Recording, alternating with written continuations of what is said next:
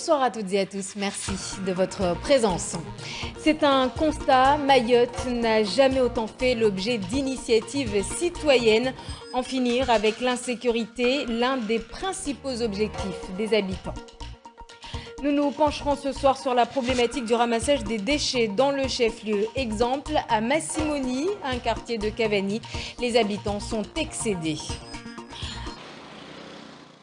Et ce problème de ramassage d'ordures nous emmène à parler de cette association pour le moins originale. L'association Oui Yes, Oui Canette, située également à Cavani. Elle vous permet depuis 1 mois et demi de bénéficier de prix attractifs dans sa boutique en échange de canettes. Les explications de Bianca Caretto, Daniel Abdou.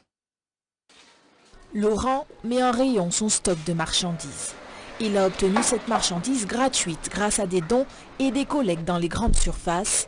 Dans sa boutique, il les revend à petit prix, à condition de lui collecter des canettes usagées. Il y a 2 tarifications. Une tarification que vous allez pouvoir mettre en œuvre si vous apportez des canettes. Par exemple, ici, le concentré de tomates, 20 centimes et 20 canettes. Et puis, vous n'avez pas de canettes, vous êtes un client malgré tout.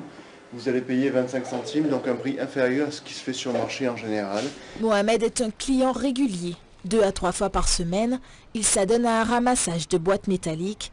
Un geste honorable pour une fin honteuse, dit-il. C'est pourquoi il ne veut pas être reconnu à travers nos images, de peur d'être stigmatisé parce qu'il assimile, lui, à de la misère. Je fais ça de temps en temps parce que ça me permet de survivre.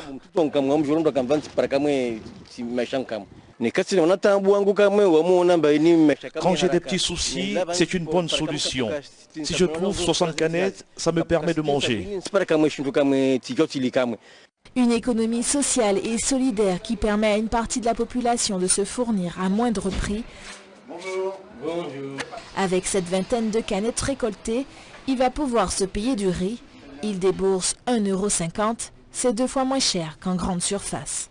On ne cherche pas vraiment à concurrencer le commerce traditionnel. On est une toute petite épicerie solidaire. Il y a une grande partie des familles qui vivent en dessous du seuil de pauvreté. C'est à ces personnes-là qu'on s'adresse.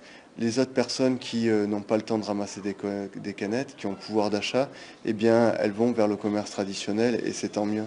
L'argent récolté sert à payer le loyer du local, qui s'élève à 400 €. Depuis l'ouverture le 15 mars dernier, ils sont parvenus à collecter en 1 mois 15 000 canettes. 15 000 canettes ramassées et recyclées.